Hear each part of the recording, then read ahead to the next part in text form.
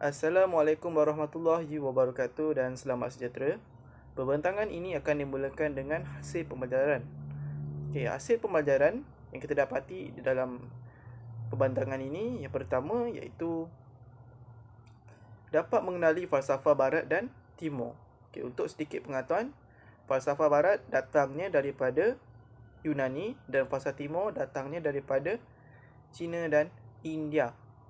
Okey, yang kedua ialah kita dapat mengetahui cabang-cabang falsafah. Okay. Falsafah mempunyai 4 cabang iaitu ontologi, epistemologi, aksiologi dan logik. Okay. Yang ketiga kita dapat mengetahui definisi falsafah. Dan apakah itu definisi falsafah? Okey. Falsafah sebenarnya tidak mempunyai definisi yang khusus, akan tetapi ia dapat difahami apabila kita memahami sesuatu falsafah yang telah dikemukakan. Okey. Falsafah juga bersifat abstrak. Dan falsafah juga ialah sesuatu yang logik. Okey, dari segi perkataan Greek iaitu filosofia, philo bermaksud cinta dan Sofia bermaksud hikmah. Dan itulah definisi bagi falsafah. Okey, kita akan bergerak seterusnya kepada falsafah barat dan timur yang akan dibentangkan oleh rakan saya. Dipersilakan. Assalamualaikum warahmatullahi wabarakatuh. Nama saya Nur Syafiqah Binti Jamil, nombor matrik A17504. Baiklah, di sini saya akan menerangkan tentang perbezaan di antara falsafah di timur dan falsafah di barat. Selain daripada perbezaan kedudukan geografi kedua-dua bahagian dunia ini, iaitu timur dan barat, mempunyai perbezaan gaya hidup dan pemikiran dalam pelbagai aspek lah. Gaya hidup ini bukan sahaja bergantung kepada keadaan fizikal sesuatu tempat, tetapi juga pada prinsip-prinsip yang tertentu yang mengawal kehidupan masyarakat di sana. Jadi inilah yang membezakan kehidupan di antara masyarakat di timur dan masyarakat di barat. Secara dasarnya, falsafah di barat berasaskan falsafah Yunani. Di barat, mereka lebih kepada aktiviti intelektual yang cuba untuk menyelesaikan masalah dalam kehidupan seharian. Tujuan mereka adalah untuk menghasilkan individu yang berfikiran kreatif. Selain itu, tujuan mereka adalah untuk menghasilkan individu yang bersedia menghadapi perubahan. Dan akhir sekali, falsafah di barat bertujuan untuk memberi panduan untuk individu itu menjalani kehidupan yang lebih baik. Manakala falsafah di timur berasaskan dari falsafah Cina dan falsafah India. Di barat, mereka lebih kepada induktif dan metafisik. Tujuan mereka adalah untuk melahirkan manusia yang berfikiran sempurna, di mana di sana lebih menumpukan pencapaian kebijaksanaan. Baiklah, itu sahaja daripada saya tentang perbezaan di antara falsafah di timur dan falsafah di barat. Assalamualaikum dan hai, saya Farhaiza binti Marzuki, A176-907. Cabang-cabang falsafah terbahagi kepada 4, iaitu ontologi, epistemologi, aksiologi dan logik. So, we go to the first cabang falsafah iaitu ontologi. Ontologi adalah falsafah yang umum yang mengkaji tentang realiti, kewujudan, kenyataan dan kejadian makhluk. Ontologi adalah cabang falsafah yang utama yang juga dikenali sebagai metafizik. Antara persoalan asas kepada ontologi adalah apakah benda, apakah alam semesta, kehidupan, apakah kebebasan dan apakah erti kewujudan. Next, epistemologi. Epistemologi adalah cabang falsafah yang kedua yang mengkaji tentang pengetahuan, teori pengetahuan dan perihal mengetahui. Epistemologi membahas dengan lebih mendalam proses untuk memperoleh suatu pengetahuan. Epistemologi juga mengkaji sifat pengetahuan, justifikasi dan rasionalisme suatu kepercayaan. Antara persoalan asas kepada epistemologi adalah apakah pengetahuan, apakah yang boleh diketahui, dan bagaimana kita mengetahui suatu perkara dan sejauh manakah suatu perkara itu boleh dipercayai. Okay. So, the third cabang falsafah ialah aksiologi, yang mana aksiologi ini mengkaji tentang nilai, dan nilai terbagi kepada dua, iaitu estetika dan etika. Estetika mengkaji konsep keindahan dan kecantikan, tata tertib dan keharmonian. Etika pula mengkaji tentang moral dalam individu dan masyarakat. Persoalan asas kepada aksiologi adalah apakah hakikat kebagusan, apakah yang patut diutamakan dan apakah yang patut disukai. So, logik. Logik adalah cabang falsafah yang keempat, yang mana pada dasarnya logik adalah pengucapan, pernyataan dan pemikiran. Logik juga logik adalah cara untuk mempelajari dan prinsip-prinsip yang digunakan untuk membezakan betul atau salah suatu hujah yang dikemukakan. Logik pada secara amnya adalah apa yang boleh difahami oleh akal fikiran dengan bukti yang dikemukakan bagi menjelaskan sesuatu hujah atau perkara. Logik terbagi kepada dua, iaitu logik deduktif dan logik induktif. Logik deduktif menyatakan kesimpulan daripada umum kepada khusus, yang mana logik deduktif ni lebih berkait rapat dengan logik klasik Aristoteles. Contoh logik deduktif adalah daripada umum kepada khusus. Manusia bernafas menggunakan paru-paru. Farah seorang manusia. Jadi Farah bernafas menggunakan paru-paru. Okay.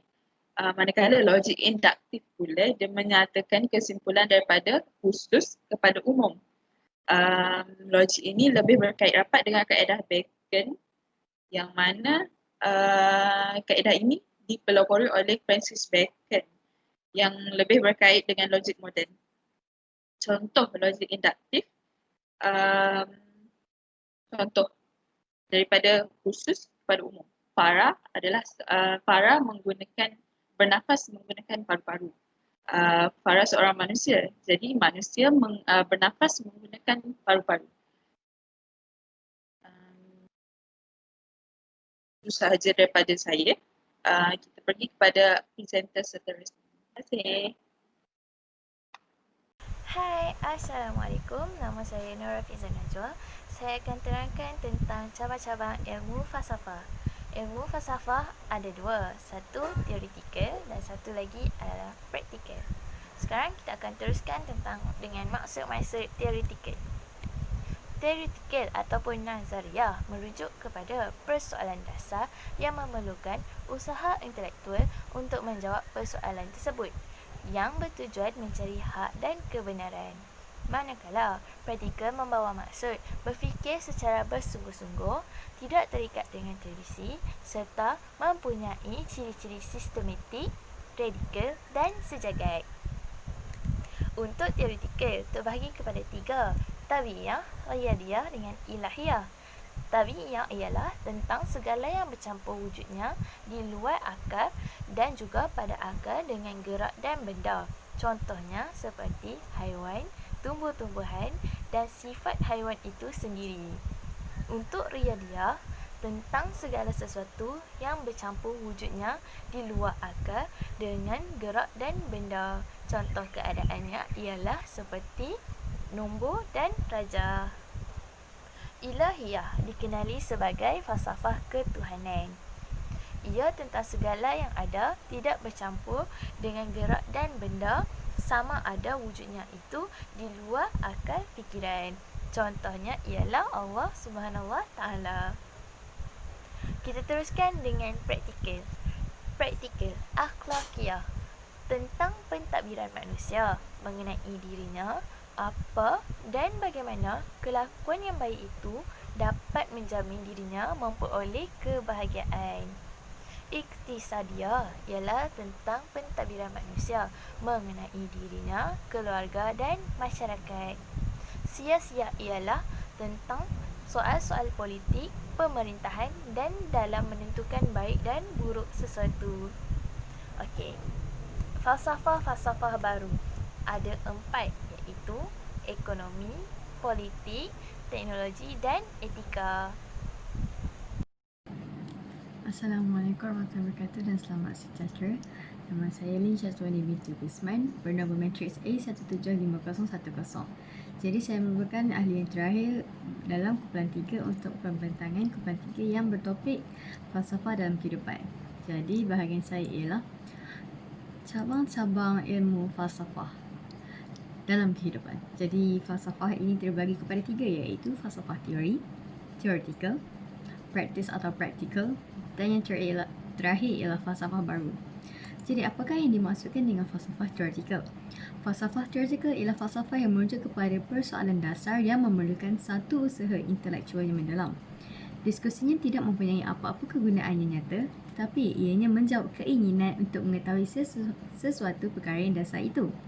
Contohnya adalah dalam bidang metafizik, ilmu logik, iaitu ilmu yang berkaitan dalam bentuk matematik yang begitu abstrak, dan epistemologi, iaitu kajian yang menjawab persoalan-persoalan seperti apakah sifat ilmu itu, dan jika ilmu itu boleh dipercayai, dan jika boleh atas dasar apa.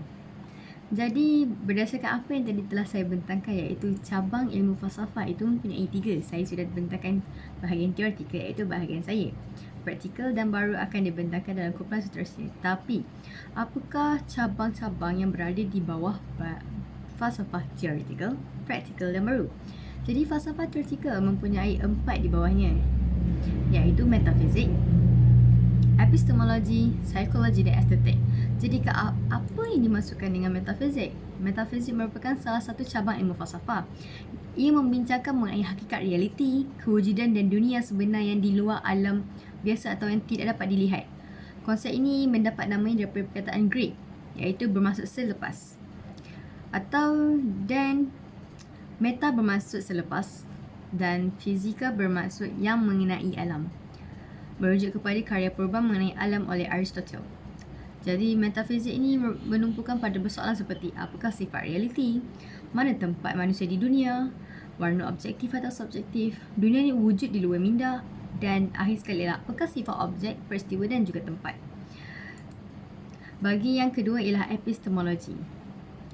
Secara khususnya, epistemologi ini daripada perkataan Yunani bermaksud episteme, bermaksud pengetahuan, dan logos bermaksud hujah logik. Jadi epistemologi ini membahas secara mendalam segenap proses yang terlihat dalam usaha untuk memperoleh pengetahuan.